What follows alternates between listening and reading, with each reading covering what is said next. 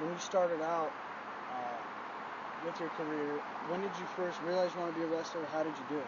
I was in high school, and the Road Warriors first came on the scene, and that was it for me right there. You know, I was always involved in sports and rock and roll, and just seeing those two guys come out and just their look and their whole attitude, and it was just like I was really into punk rock. I still am, and the Road Warriors coming out to the Black Sabbath music, and their whole entrance and their match was like 30 seconds, so it was like a punk rock song. It was such an impact that I knew that was it for me, and I started working for a company in Montreal, International Wrestling, and I started setting up the ring and selling programs in exchange to be taught by the guys little by little how to get into the business. When that company folded, I went to Mexico City to learn how to be a wrestler, and I trained for about 3 days, and they put me in the ring as Vampiro because I told them I liked vampires and rock and roll, and you know, I was living in Hollywood at the time, and around here, you know, bands like LA Guns and Guns N' Roses and Faster Pussycat were just kind of coming into their own, and that whole thing, the Anne Rice books and all that kind of stuff was starting to click. So when they said I couldn't speak Spanish, they couldn't speak English, when I heard the word vampire, they said Vampiro, and you know, I kind of clicked on that, and they put me in the ring as a joke, and you know, I just kept at it, and it just kind of took off from there. When you've had a lot of experience wrestling in Mexico and the United States, can you tell me now, what do you like more? What do you think has the better fans? Or, you know, just compare the two different environments. It's kind of difficult to compare just because, once again, the education of the mentality of the wrestling fan in Mexico and the wrestling fan here in the United States are completely different. But as I spend more time in the United States and I'm earning, the fans are seeing I'm putting in my time and I'm working hard, and the fans are, you know, little by little discovering my past career in Mexico and in Japan, and they're starting to get into what I do a little more. It's a nice experience, you know. I'm glad not to be part of a big company. I'm glad to keep it on the indie level, that I can, you know, have access to the fans, and I can still, you know, rise to the occasion, you know, and do what I want to do in my matches. So the fans, you know, Mexico, it's a part of their culture, pro wrestling. It's been around there for over 100 years. And a lot of the old wrestlers had sons, and their sons and sons and sons and grandsons or whatever have carried on the tradition. The name and the mask is passed down from generation to generation. So fans have, like, there'd be a father, his son, grandson, or whatever, have followed the wrestlers throughout history. So it's been around there in the family for over 100 years, like I said. Here in the States, I don't know, I just feel bad that the only option fans have right now is the WWF. Not speaking bad about the WWF, but, you know, it's just a shame that there's nothing else for the fans to see, because it is kind of boring. I don't like it. Of all the people in your career that you've encountered, who's helped you out the most and helped elevate you to the next level?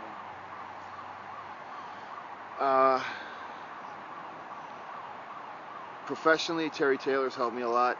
Great Muda. Just being around the guys, being in front of fans in different cities and different countries, seeing what they like, what they don't like, what works, what doesn't work, working with other guys. You know, over time, naturally, it's evolved.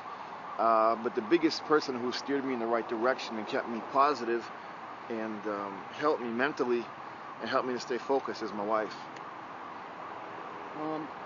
Now, a reverse question of that. Who's held you back the most? Who's pushed you down? Who doesn't want you to succeed? Brother, you don't got enough time for me to answer that. You can put me on TV, the internet, outer space. You can give me 100 years, and I could go on and on and on and on. I'll just say, how about if I say it like this? The company, WCW, ruined 3 years of my life. How's that? That's a strong statement. Well, that's the truth. Fuck them. Now, are you recording? Yeah. All right, what do you feel your remaining career goals? I want to enjoy the next 4 to 5 years. I mean, I don't want to be in any longer than that, because I think that the type of character I have, the rock and roll type character and stuff like that, you know, I'm getting older. It's going to be harder to pull off, you know. I'm a father now and I'm married, so it's a little harder for me too to be in this character all the time, because, you know, my mind's in other places. I want to do other things. But I still got a lot left in me. I don't think I've ever had my chance to do what I can do here in the United States, so I want to do that. I want to be a positive influence on the guys in the dressing room. I want to help the younger talent that's coming up. You know, I want to influence guys in a good way. I want to do different styles of wrestling and show guys other things. I want to help my new company XWF succeed. I don't know. I just want to give the fans good matches and leave on a high note. That's about it. Stay healthy, do some more traveling, and try to keep in control of my character. Because my character is really not a character. This is the way I am, 24/7, and I just want to keep in control of that. I also want to, meet the people that I've offended over the years, fans and wrestlers and whatnot, and just, apologize and said a lot of things right, because I'm sure when I was younger or over time, just due to circumstances, I was a real unapproachable person, or I'm sure I was rude to some people, and I'm sure I offended many, and, I want to set that straight too. So, it's not like I want to be everybody's best friend, but at the same time, I never set out to hurt anybody. Everybody who's a fan of wrestling, I survive off. This is what I do for a living, and it's not fair that, if I've offended anybody. So I want to fix that. So, those are some things I want to do. What do you feel? You said you're labeling. You think you have 46 years left on your wrestling career? Or? Yeah, it's because I got other things I want to do in my life. I want to be with my daughter. I want to be with my wife. I'm a teacher. I got a martial arts school in Montreal, and I'm learning a new style of martial arts now, and not a new style, but an old style of pro wrestling that doesn't really exist anymore, and I'm studying that intensively. I want to open my own gym someday and teach guys. So, I want to teach people martial arts and about fitness and stuff like that. So, I'm kind of trying to get, I also want to get it, I got some TV roles coming up. I'm also playing with my band on the side. I got this new opportunity to do this radio show. I want to do other things in my life, What's up with the, what do you feel now, what's your opinion on Vince McMahon? I don't really have one, but if you wanted me to come up with one, he's very successful. From where he started to where he's taken wrestling and to where he's taken his business, and I'm sure his bank account was obvious to everybody. He's very successful. I can't give an opinion because I never met him. He's doing what he wants to do. He's the boss, and that's fair. And a lot of people that he's made rich and has turned their back on him, that's wrong. And all the people that he's making rich now speak good about him, and all the people that aren't getting rich, that want to be, are attacking him too. So, he doesn't owe anybody anything. It's his business. He can do whatever he wants. A lot of people that are around him are cutthroats and evil people, but I guess you need that in wrestling, because that's what it's all about. Unfortunately. Tell me about your music career. Like, where's that going? Is there a record deal? Or there could be, there could have been, there should have been, there would be, but I just want to do it for fun, I love rock and roll, and I just want to play for fun. So you go around to different events? Yeah, I go around. I got a band in Mexico, and we do like a tribute to the Ramones, and we just play in small clubs, and I have a blast. I love it. You got any questions? Here's a question. How do you prepare mentally for a match? What do you do to get in your mind? The first thing I do is, put on a tape. I got a compilation tape of my favorite punk rock songs. Ramones, The Clash, Sex Pistols, Rancid, stuff like that. And then I start to paint my face. I take my time. I can see the outlines coming and where I'm going to shadow and stuff like that. And I start getting into character. I start seeing the skull. I start seeing the evil eyes. I start thinking about what I'm going to do that night, what I'm going to wear, how I'm going to warm up.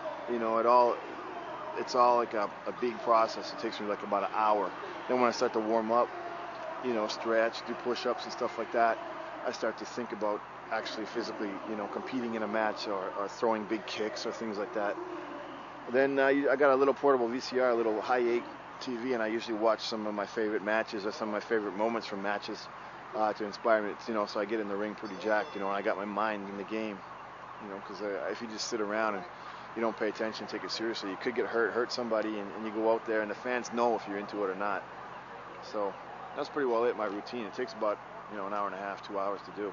What's the craziest thing you've ever done in a match? Climbing up. Everybody thinks the thing I did with Sting was intense, off the Jumbotron. But one of the craziest things I've ever done in the States was with the Demon in the cemetery match in Florida. We went out into the swamp area and we built the cemetery. And there was a part, there was no lights, it was dark, and there was a swamp full of snakes and sharks and alligators and all kind of stuff. And I had the great idea, like the creature from the Black Lagoon. Like I'd be hiding underwater and he'd walk by and I'd jump up. I said, oh yeah, it's great, great, great. So I realized then I would have to go into this swamp in the middle of nowhere, full of all these animals with no lights, and hide underwater in the black and just time it when you come by. So as I was getting in the water and there was things swimming in between my legs, and I found out that there was no bottom. I was like, Jesus Christ. So I finally got in. It was freezing cold, and I got in. I got to about my neck, and I started feeling fish and things wiggling around me, and I was really getting freaked out. And when it was time for me to go underwater in the swamp, and I had to stay there for about 45 seconds, and I felt all the animals all over me, and I couldn't touch the bottom, and I was panicking. That was pretty well the craziest thing I've ever done in a match. One time only.